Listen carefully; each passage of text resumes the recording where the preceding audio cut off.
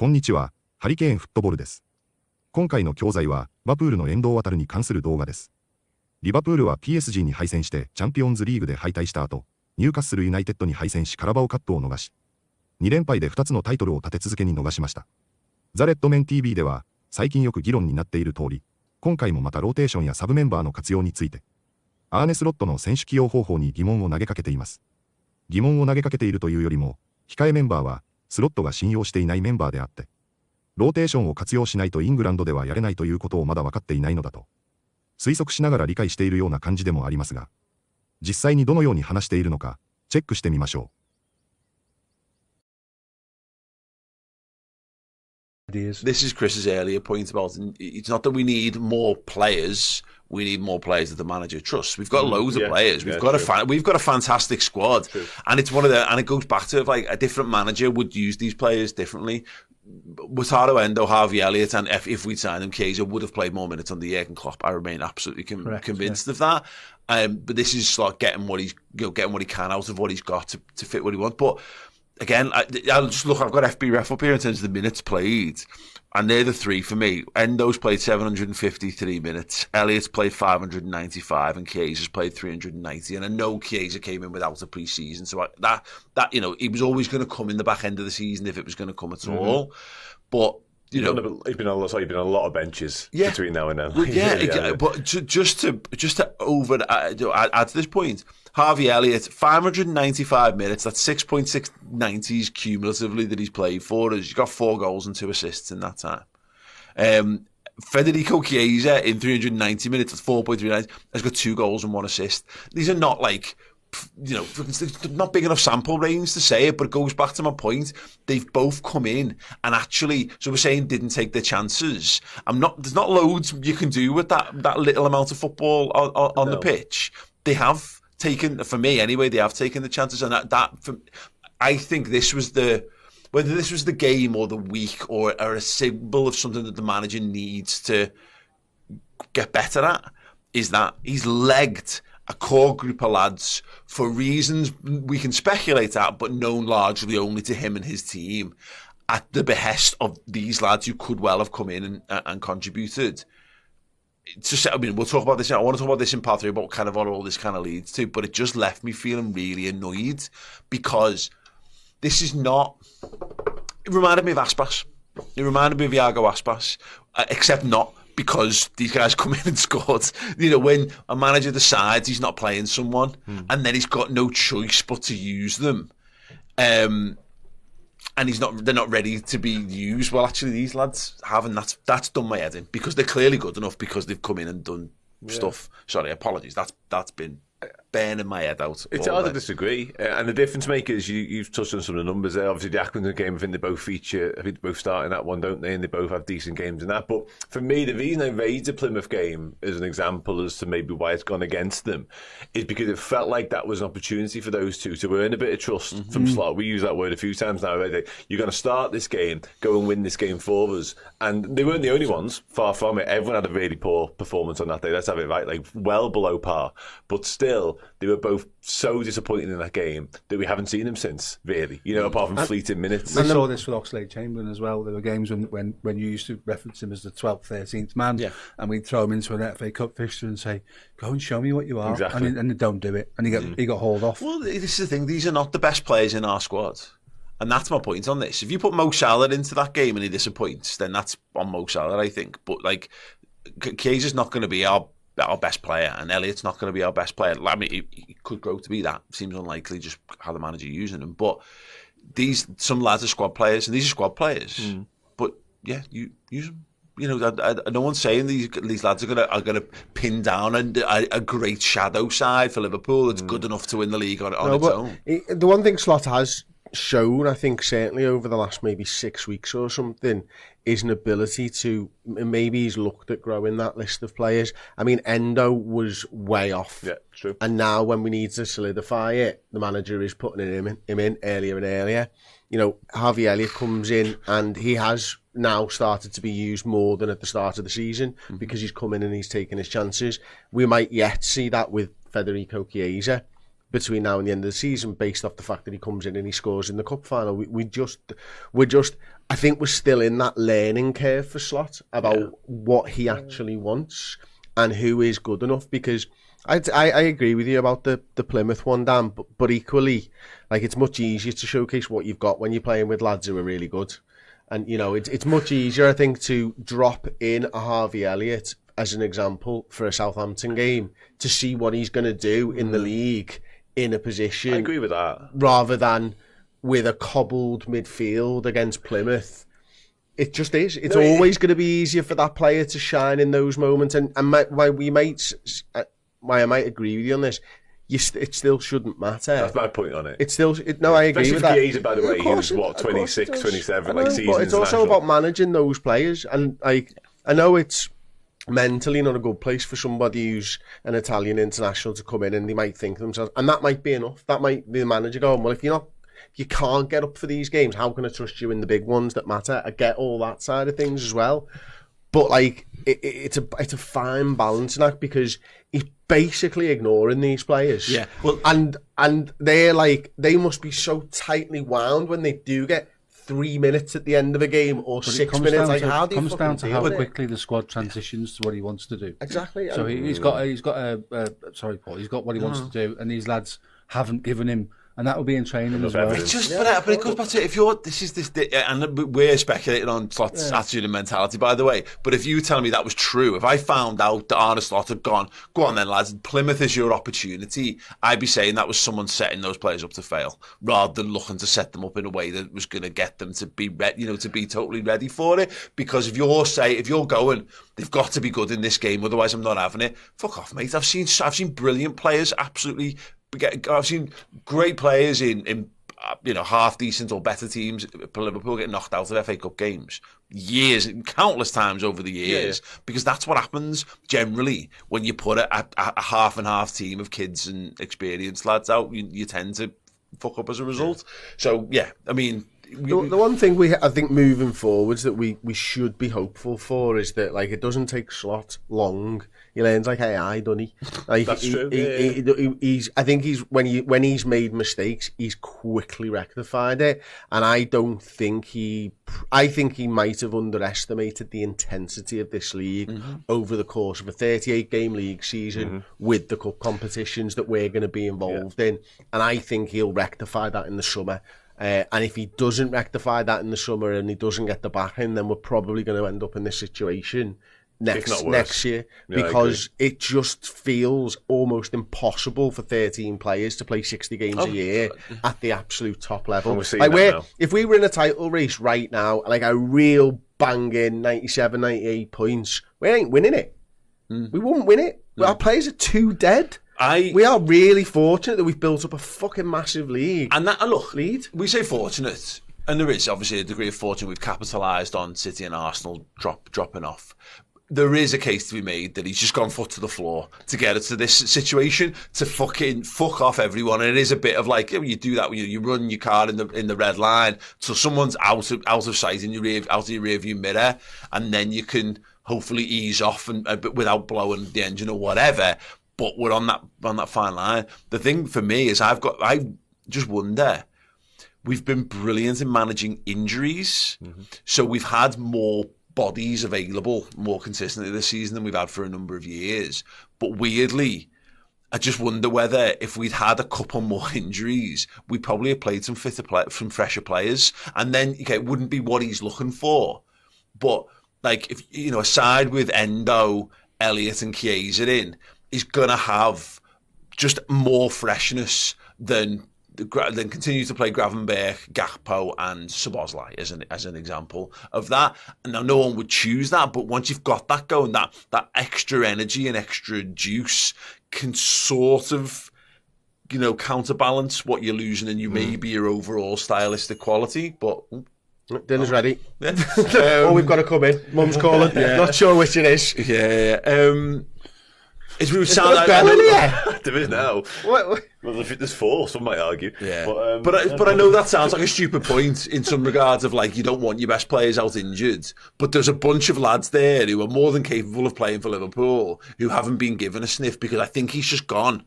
Just play Mo Salah every week and play Szoboszlai. Just play him. Just keep playing him. Play him over and over and over again. It's a lot of diminishing returns, though, isn't it? The three lads in question and the detrimental impact they've had in the minute. So in terms of Elliott, Endo and Keita, the three positions they would likely occupy are three of the lads on the flip reverse who look most done in terms of Salah, Szoboszlai and Gravenberch. Then we're talking about them three being underused, and maybe the three that do start week in, week out look a little bit knackered because Salah of it. looks done in. A little bit. He hasn't been influential for a few weeks. Just that way, giving like. the ball Just been yesterday. scoring pens, though, hasn't he? Ball. Yeah, He hasn't.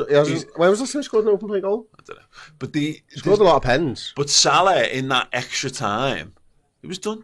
He was literally on the pitch. We were carrying him through extra time so he could take a penalty. He had nothing left. He basically refused to run.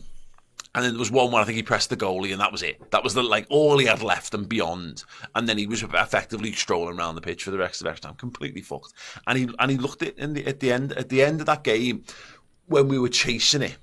We kept giving it to Salah. And he had nothing. He had nothing left. And even that, I know we said aimless long balls.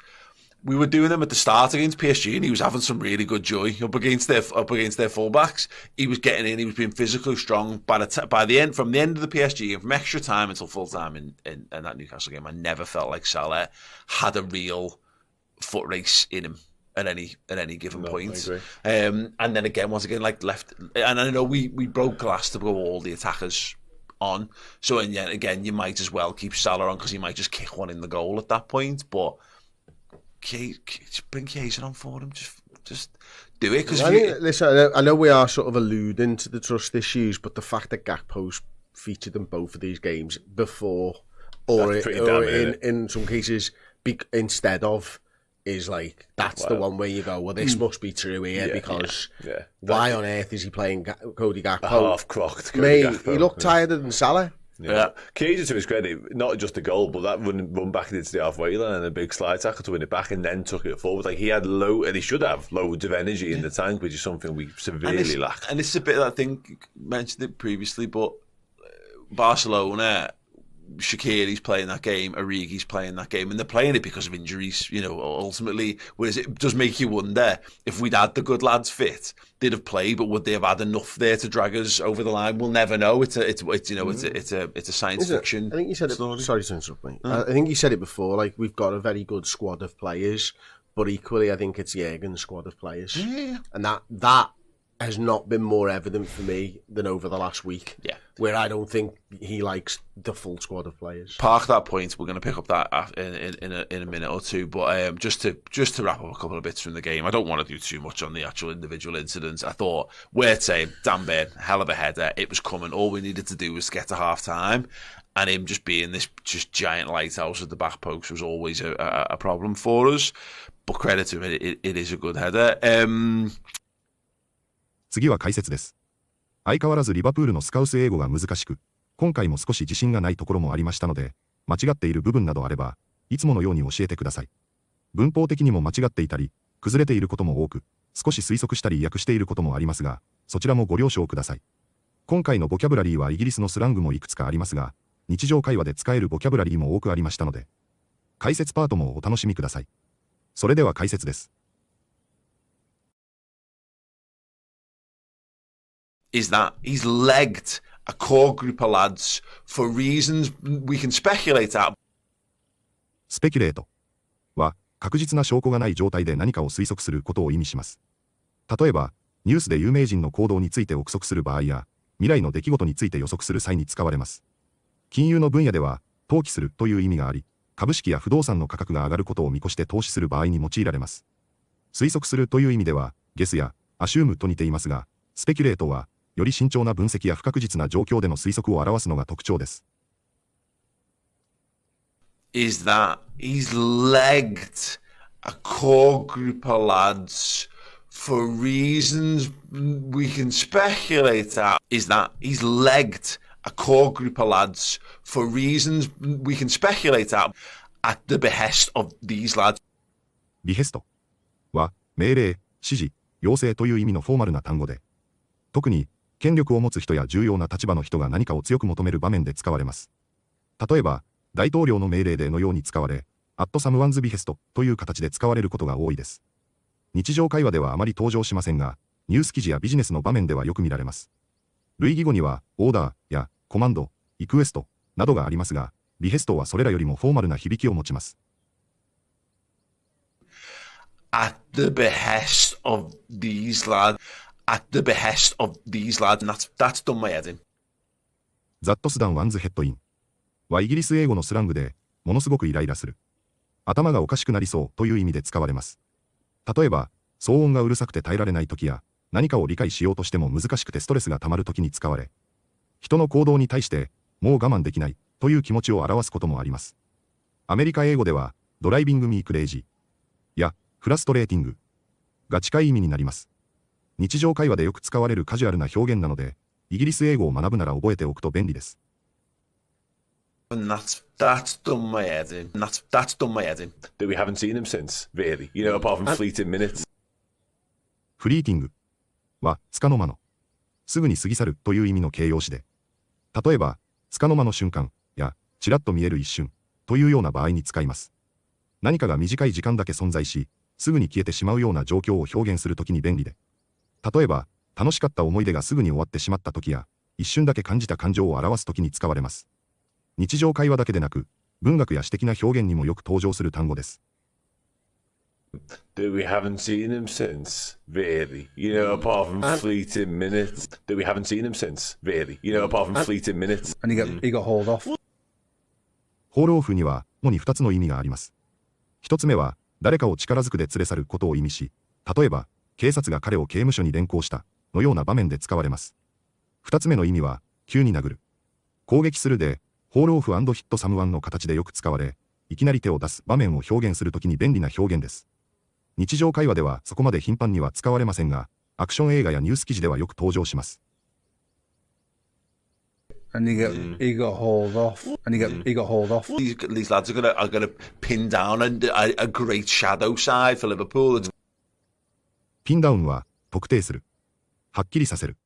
確定するという意味のフレーズで、例えば、問題の原因を特定するという場合や、会議の日程を確定するような場合に使われます。また、人の意見や決定を引き出す意味でも使われたり、物理的な意味では、押さえつけるという使い方もあります。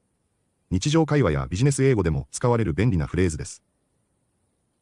These lads are gonna pin down a great shadow side for Liverpool. These lads are gonna pin down a great shadow side for Liverpool. Rather than with a cobbled midfield against Plymouth. コブルドーは石畳を敷いたという意味と急ごしらえするという意味の2つがあります。コブルは昔は靴を修理するという意味でも使われていましたが、現代ではあまり一般的ではありません。壊れた靴を素早く修理することが多かったことから、即席で作るという意味に転じ、昔の石畳が石を適当に並べて作られたため、適当に寄せ集めるという意味に転じたようです。適当に寄せ集めて急ごしらえで作るニュアンスで、ネイティブもよく使う表現です。特に、コブルドトゥギャザーはカジュアルな英語でよく使われるので、覚えておくと便利です。Rather than with a cobbled midfield against Plymouth. Rather than with a cobbled midfield against Plymouth. And then you can hopefully ease off and... イースオフは、和らぐ、減少する、緩むという意味を持つ表現で、痛みやストレス、天候の厳しさなどが徐々に和らぐときに使われます。また、何かを控える、減らすという意味でも使われ、イースオフオンカフェイン。で、カフェインを控えるのように使います。スポーツや仕事の負担を減らしたいときにも使える便利なフレーズなので、日常英語でよく使われます。And then you can hopefully ease off. And then you can hopefully ease off and who haven't been given a sniff. Give a sniff は、文字通り何かの匂いを嗅がせるという意味もありますが、スポーツや競争の場面でよく使われるスラングですが、例えば、相手チームは我々に全くチャンスを与えなかったのように使われ、特に否定形で使われることが多いです。日常会話ではスラング的な意味が多く、スポーツの試合やビジネスの競争の場面でも耳にすることができます。Who haven't been given a sniff. Who haven't been given a sniff. It's a law of diminishing returns, though, isn't it? デミニッシングリターンズは、努力や投資を増やしても、それに見合った成果が得られなくなる状態を指し、例えば、広告費を増やし続けても売上があまり伸びなくなったり、長時間勉強しても集中力が落ちて効率が悪くなる場合に使います。このフレーズは経済学だけでなく、ビジネス、勉強、スポーツなど幅広い分野で使われる重要な表現で、トイックやビジネス英語にも品質するので、ぜひ覚えておきましょう。It's a lot of diminishing returns though, isn't it? It's a lot of diminishing returns though, isn't it? And the detrimental impact they've had in the minute. Soデトリメンタルは有害な、悪影響を及ぼすという意味のフォーマルな形容詞です。デトリメンタルトゥの形でよく使われ、健康、環境、仕事、社会的な問題など、様々な場面で使え。例えば、喫煙は健康に有害だというような場合に使います。ハームフルなどと似ていますが、よりフォーマルなニュアンスがあるため、ニュース記事やビジネスの場面でよく見られます。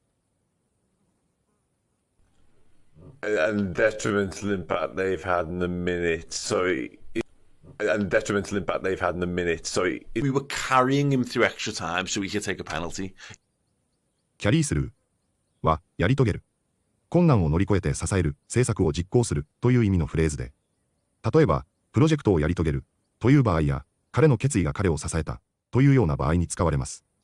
ビジネスや政治の場面では、政策や改革を実行するという意味で使われることもあります。日常会話からビジネスまで幅広く使われる表現です。We were carrying him through extra time so we could take a penalty. We were carrying him through extra time so we could take a penalty. We broke glass to blow all the attackers on. So ブレークグラスは通常緊急時にガラスを割るという意味ですが、スラングとして最後の手段を使うという意味でも使われます。例えば、スポーツの試合で負けそうな時に最後の手段としてスター選手を投入するというような場合に使われます。ビジネスやマーケティングでも売上が悪いので仕方なく大幅な割引をするといった状況で使うことがあり、カジュアルな会話やニュースで耳にすることがある便利な表現です。We broke glass to blow all the attackers on. We broke glass to blow all the attackers on. いかがでしたか？遠藤航、ハービー・エリオット、フェデリコ・キエーザの特に3人が不遇な状況であり、もっと活用すべきだという話でしたが、確かにエリオットとキエーザが直近の試合で結果も出しており、短い時間でも結果が出せているという状況の中、一方で、確かに遠藤航とエリオットがほんの少しずつプレー時間が増えてきており、キエーザもここほんの数試合でプレーし、確かにスロットも学習しているのか、控えのメンバーの活用も、ほんの少しは増えているとも言えるでしょう。今シーズンの残りの試合で、その傾向がさらに増えてくるのか、そうでなければ夏には放出や入れ替えの対象になるのも、可能性としては高くなるでしょう。遠藤ファン、日本人にとっては、リバプールで少しでも試合に出続けてほしいというのが一番の願いだとは思いますが、最近出てきた噂話のように、フラムやウルブスへの移籍も、なくはないでしょうし、今季好調なボンマスやブレントフォードのような、中堅どころへの移籍ができるのなら、それも嬉しい気がします。いずれにせよ、残りの試合の状況によるでしょうから、少なくとも今シーズンの残りの試合で、できるだけ長く遠藤航が見れるよう、期待して、また楽しみにしたいと思います。本日もご視聴いただきありがとうございました。またすぐにお会いしましょう。